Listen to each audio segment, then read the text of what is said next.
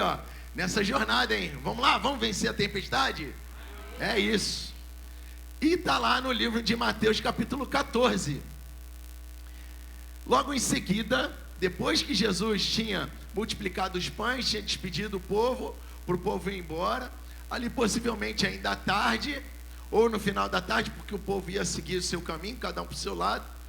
Logo em seguida, Jesus insistiu com os discípulos para que eles entrassem no barco e fossem adiante dele, para o outro lado, enquanto ele despedia a multidão, porque todo mundo estava atrás de Jesus.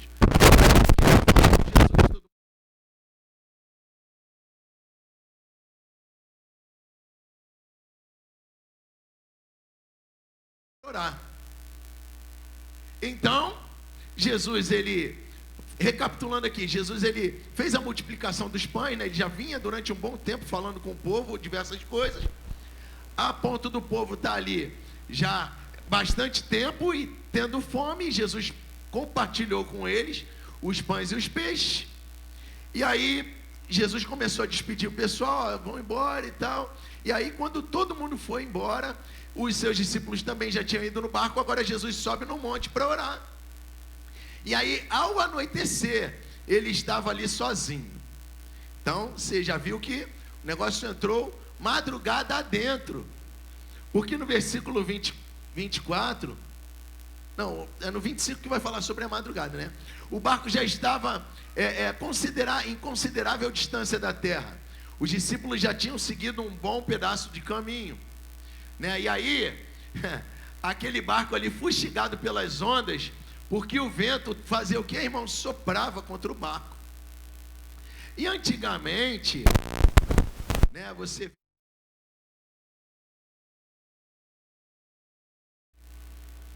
aqui não vai dizer que esse barco era a vela, mas possivelmente naquela época já existia barco a vela, que era guiado pelas forças do vento. O vento conduzia o barco e o pessoal remava para dar seguimento para onde o barco ia ou não. A Bíblia também não vai dizer que esse barco aqui era a vela, mas vai dizer uma coisa: o vento soprava contra ele. E aí, no versículo 25, já em alta madrugada, já estava, sei lá, 2, 3 horas da manhã, não sabemos, mas é alta madrugada. Jesus dirigiu-se a eles andando sobre o mar. Meu Deus. Aí você pensa, né? Porque hoje, quando você olha para o mar, você vê um monte de luzes, né? Porque hoje o pessoal coloca no mar alguns refletores, né? Para o pessoal ficar bem sintonizado, saber onde é que é. Olha, aqui tem uma pedra. Geralmente no alto mar, ou então em algumas praias, nas pedras colocam refletores, faróis, para que orientem as embarcações. E naquela época não tinha nada. Aí você imagina aqui, não tinha nada de iluminação, e de repente começa a ver um vulto vindo andando em cima das águas. Meu Deus.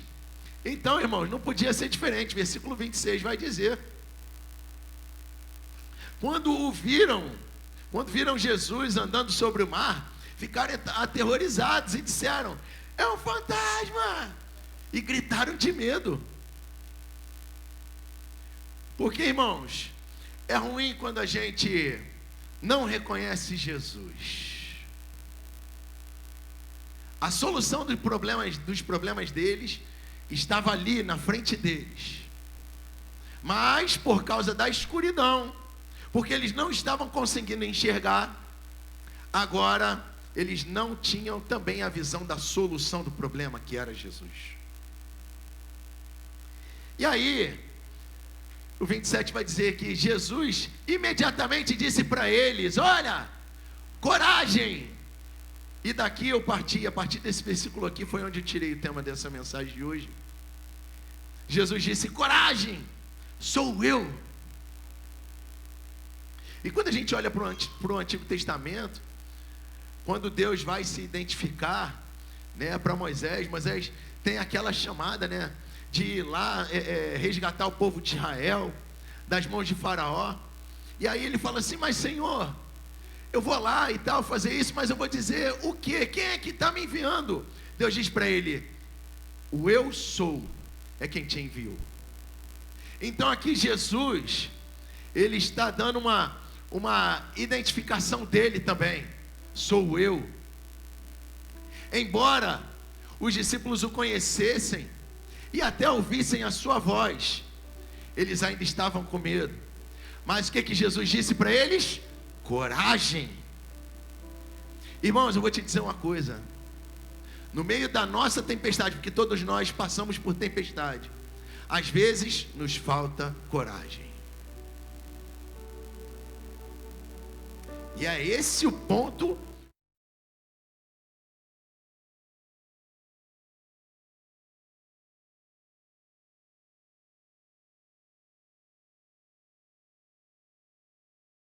só não tenham medo. Mas aí, né, nosso amigo Pedrão, no versículo 28, Pedrão é uma pessoa assim muito significativa, né, que ele sempre aparece em pontos chaves. Pedrão é sempre o cara que é audacioso em falar primeiro, em citar alguma coisa.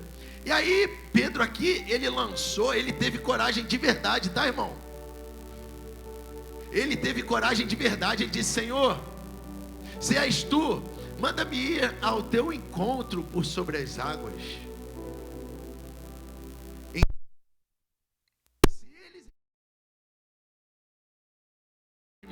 Porque estava tudo escuro. Agora Pedro ousou até demais.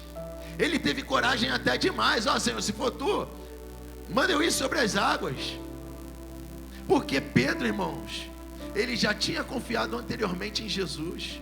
Na pesca milagrosa, Pedro estava lá naquela situação que tinha passado a noite toda pescando, não tinha colhido nada. Já de manhã, ainda estava sem nada no barco, e Jesus falou: olha, lança a rede, Pedro. E Pedro disse: olha, sob a tua palavra eu vou lançar a rede. Então aqui Pedro estava indo em obediência a uma palavra também de Jesus. Ele sabia que a palavra de Jesus poderia mudar qualquer situação. E aí o que ele fez? Jesus disse: venha. Respondeu ele, né, Jesus. Então Pedro saiu do barco, andou sobre as águas e foi na direção de Jesus. Meu irmão, você entende que Pedro poderia ter saído do barco e ir para qualquer lugar? De repente Jesus estava vindo por lá e Pedro sairia por aqui e tal. Não. Quando ele saiu, ele foi em direção a Jesus. Isso é muito importante, irmãos, porque ele estava seguindo a voz. E quando você segue a voz de Deus, não tem como dar errado. E olha só o que diz no versículo 30. Mas quando Pedro, ele reparou no vento, ele ficou com o quê? Com medo. Porque enquanto ele estava olhando para Jesus, ele estava indo em direção a Jesus, ele estava andando sobre as águas, mas de repente ele ouviu um barulho, né, das águas, do vento e tal, ele perdeu, irmão, o foco de Jesus. E o que aconteceu? Ele começou a afundar. E muitas vezes a gente começa a afundar porque a gente perde o foco em Jesus. E essa tempestade, irmão, que de repente você esteja passando hoje, a solução para essa tempestade é você olhar para Jesus. Porque não vai ser na tua força que você vai vencer a tempestade. Nosso irmão Giovanni já falou aqui que tem coisas que a gente não tem domínio, é sobre a natureza. Então a tempestade era uma força da natureza. E você não vai conseguir vencer nada na força do teu braço. E aí quando Pedro começou a afundar, ele gritou, né? Ele gritou para aquele único que poderia ter a solução do problema dele. E ele disse: Senhor, salva-me. Aí eu já imagino ele assim, entrando na água, sabe? Falando com dificuldade: salva-me. Versículo 31 é espetacular. Aí depois de algum tempo, Jesus estendeu a mão. Não é isso? Não é isso que está escrito? Depois de algum tempo, depois de muito tempo, imediatamente, meu irmão, olha só como é que são as coisas. Opa, No versículo 30, ele grita: Senhor, salva-me! Imediatamente, Jesus estendeu a mão e o segurou. Às vezes você está aí tentando vencer essa tempestade com a tua força, e as tuas forças já estão indo embora. De repente você já tem até desistido de vencer essa tempestade. Mas é porque você está fazendo o teu esforço. Não é para a gente lutar com o nosso esforço. Porque no momento em que a gente fala com Ele, Ele vem com a solução. Pode de repente parecer que está demorando. Aleluia. Mas vou te falar, irmão, Jesus, Ele sempre chega no momento certo. Ele não chega atrasado nunca. Glória a Deus.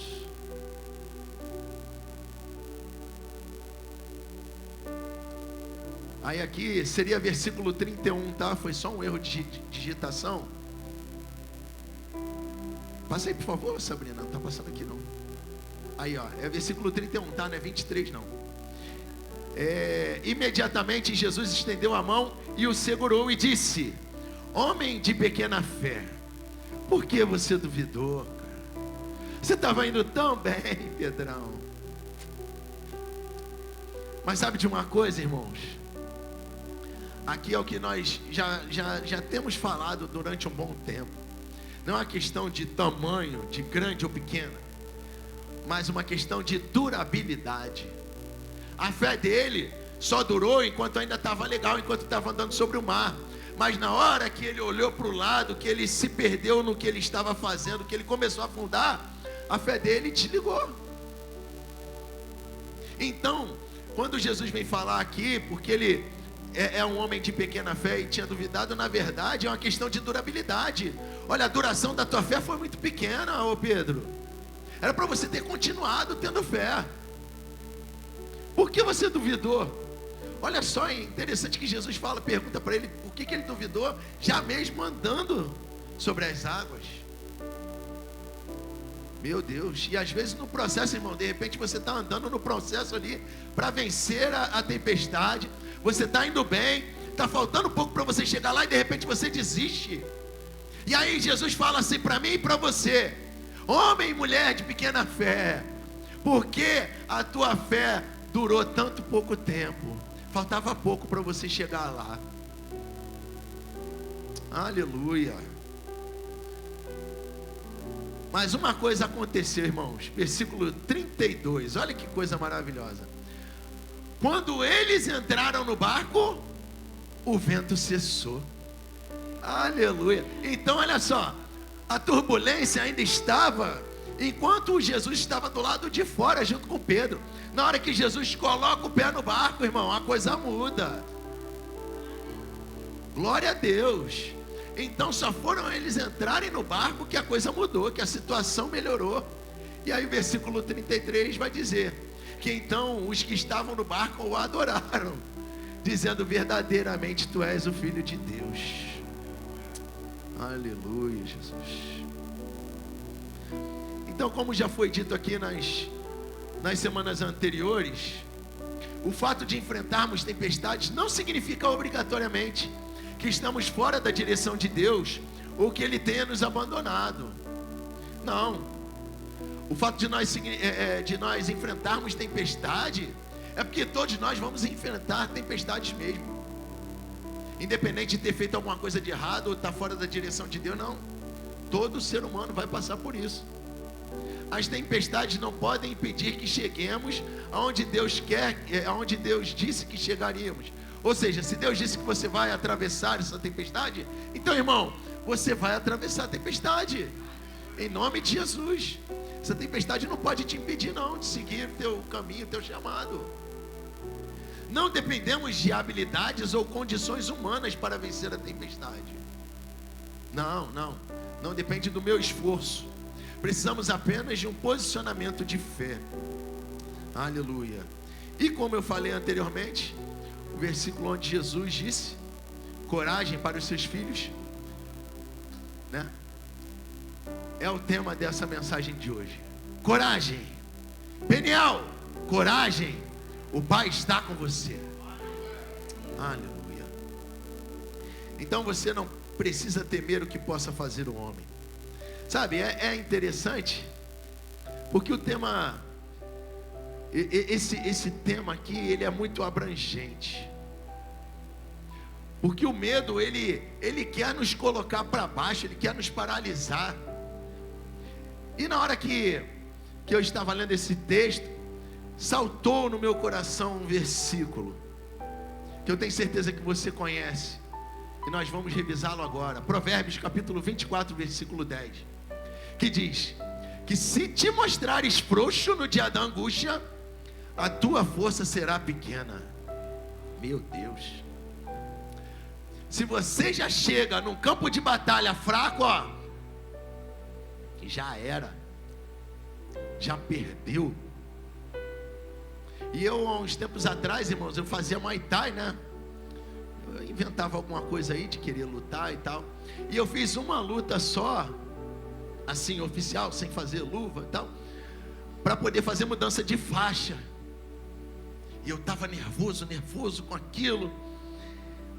E no final das contas, eu não sei se eu bati, se eu apanhei, mas no final das contas eu mudei de faixa, né? Eu mudei a cor da Kroang lá.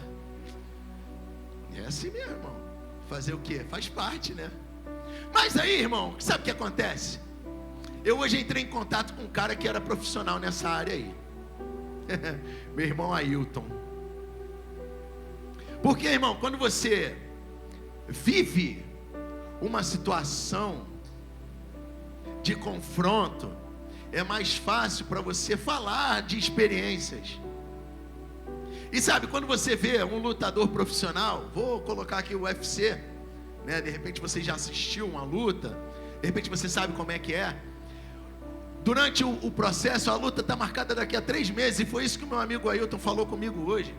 Poxa, Ronald, se eu tenho uma luta marcada daqui a 3 meses, eu começo a me preparar. Olha aí, que coisa interessante, irmão. Ninguém nunca se prepara para o tempo da tempestade, hein? Isso me marcou, tá, irmão? Ninguém se prepara para o tempo da tempestade.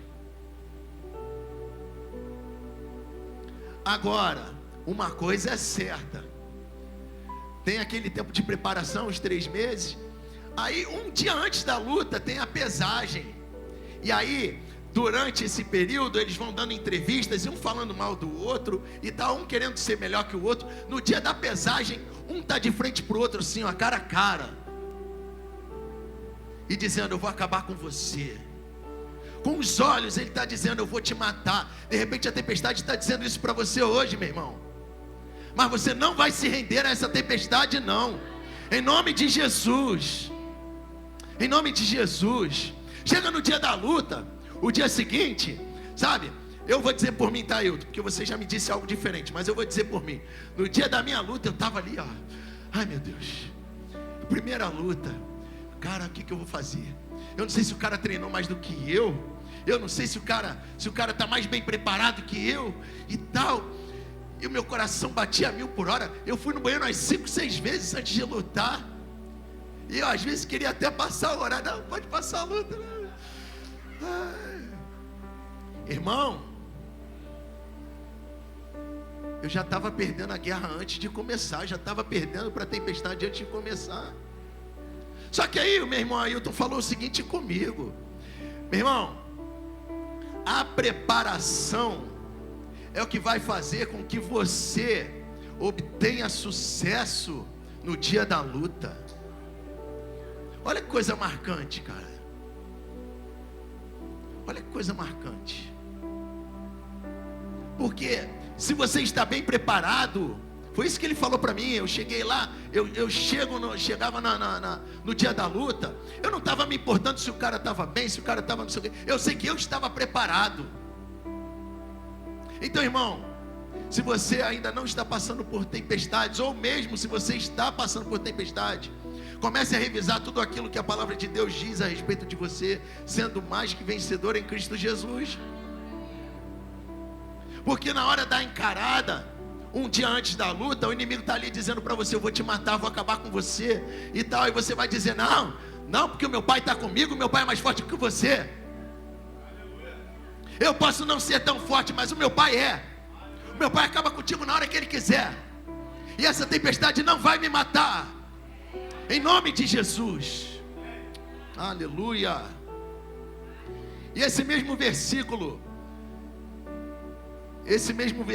na Bíblia Viva. Meu Deus, isso aqui é forte, irmão. Tá preparado aí? Segura aí. Olha só, vamos ler de novo na área. Se te mostrares frouxo no dia da angústia, a tua força será pequena. Agora olha só como é que está escrito esse mesmo versículo na Bíblia Viva.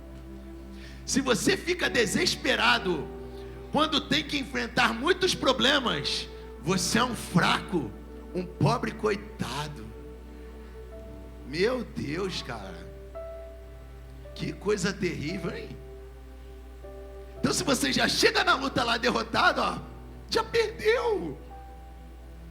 Mas se você chega confiante, não, ó, eu estou preparado porque, cara, não é na minha força, ele já venceu por mim, então eu vou ganhar. Não interessa quem que seja, pode se levantar um gigante, pode se levantar quem quiser, em nome de Jesus. Então, irmão, não fique desesperado. Uma vez o meu amigo Vibrando, irmão Luiz Cláudio, ele falou para mim: o desespero não é de Deus. E é verdade, o desespero não é de Deus, irmão. Então isso aqui não é o seu caso, não é o seu caso. Em nome de Jesus, você não vai ficar desesperado não, irmão. Em nome de Jesus. Na hora que vier a tempestade, você fala para ele quem é teu pai, para a tempestade quem é teu pai. Não confie em si mesmo. Você já sabe que muitas vezes é inconstante. Uma vez você está bem, outra hora está mal. Então não confie em você mesmo, na tua força não, meu irmão. Confie no seu pai, Deus, que Ele é o mesmo sempre. Ele não varia, nem tem sombra de variação. Ele é constante sempre naquilo que Ele fala. Aleluia. O texto de Isaías, capítulo 30, versículo 15, vai nos dizer o seguinte: diz o soberano Senhor, isso é Deus falando, o Santo de Israel: no arrependimento e no descanso está a salvação de vocês, na quietude e na confiança está o seu vigor, mas vocês não quiseram. Meu Deus, meu irmão, isso aqui é profundo, tá? Deus está dizendo para a gente: olha, no ato de você se arrepender e descansar, você se arrependeu do teu erro, e agora você descansa em mim, aleluia, é aí onde está a salvação de vocês. Olha, quando você fica quieto e confia, é aí onde você vai recuperando seu vigor, você vai ficando forte. Mas você não quis fazer isso, você abriu a boca na hora errada, você agiu na hora errada, você fez o que não era para fazer e estragou tudo, irmão. Você entende que Deus, Ele quer um posicionamento nosso de confiar nele e não agir na hora que não devemos agir? E esse mesmo tempo, esse mesmo versículo, na Almeida Corrigida Fiel, vai dizer, porque assim diz o Senhor, o Deus de Israel, voltando e descansando, ou seja, alguém que estava fora, agora você volta e descansa, aí sim você será salvo. No sossego e na confiança estaria a vossa força, você ficaria forte, mas não quiseste. Então a gente chega à conclusão que confiar em Deus é uma escolha, meu irmão. Descansar no Pai, ter fé no Pai, é um estilo de vida da nova criatura. Então, eu escolho confiar em Deus, e eu descanso no Pai, eu tenho fé que Ele vai agir por mim, porque isso já começa a fazer parte da minha vida, quando eu sou nova criatura, quando eu entendo que não é nada pela minha força, não é nada com aquilo que eu posso fazer. Amém? Aleluia. No livro de Hebreus, capítulo 4, a partir do versículo 13. Irmãos, esse texto aqui também é espetacular. Vai nos dizer o seguinte: nada em toda a criação está oculto aos olhos de Deus. Então não tem nada que Deus não possa ver. Deus vê tudo. É isso que esse versículo está dizendo. Em toda a criação, tudo que Ele criou, não tem nada que esteja oculto aos olhos dele. Está tudo descoberto e exposto diante dos olhos daquele a quem devemos prestar contas. Meu Deus. Ou seja, ele está por dentro da tua situação. Ele sabe o que tu está passando. Ele sabe que você está nessa tempestade. Ele só está esperando você falar com ele. Versículo 13. Portanto, visto que temos um grande sumo sacerdote que adentrou nos céus. Então, antigamente, não sei se você sabe qual era a função do sacerdote, a diferença da função do sacerdote para a função do profeta. A função do sacerdote era aquele que intermediava ao Pai pelo povo. Ou seja, Giovanni quer fazer uma entrega de oferta ao Senhor em adoração. Ele entregava para o sacerdote e o sacerdote apresentava a Deus a oferta de Giovanni. Então era como se fosse um mediador. Agora, o profeta é quando Deus quer falar com um homem, ele usa o profeta para falar com o homem. Então é o sentido oposto. São duas pessoas que intermediam, o sacerdote e o profeta. Agora, nós sabemos que o sumo sacerdote era aquele maioral que intercedia a Deus pelos homens.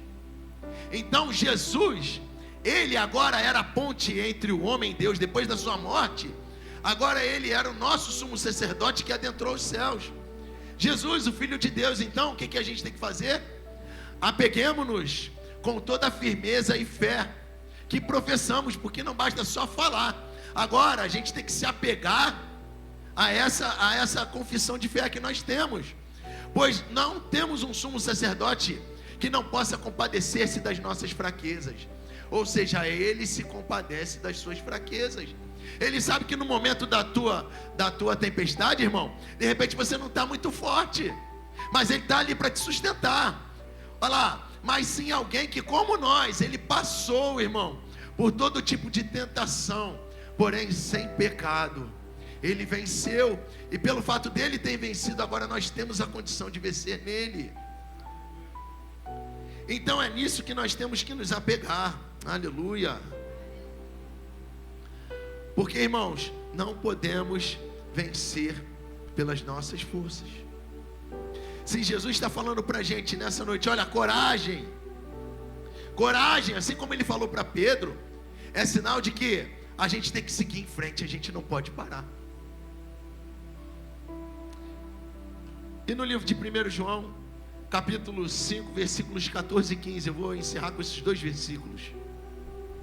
Vai nos dizer o seguinte: esta é a confiança que nós temos ao nos aproximarmos de Deus.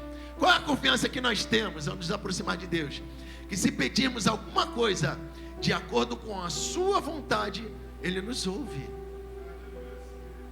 Então, irmãos, em determinado momento, Ele chega para o povo e diz o seguinte: olha, vocês não recebem o que vocês pedem porque vocês pedem mal. Mas agora aqui, no livro de 1 João, está dizendo que se nós pedirmos alguma coisa de acordo com a vontade dEle, qual é a vontade dEle? A palavra dEle. Então Ele nos ouve. Então, irmão, quando você orar, quando você pedir alguma coisa a Deus, ore, faça da tua oração os textos da palavra de Deus, para que surja o efeito esperado. Porque aí você vai orar certo quando você ora com a palavra de Deus. Versículo 15: e se sabemos que Ele nos ouve em tudo que pedimos, sabemos que já temos o que dele pedimos.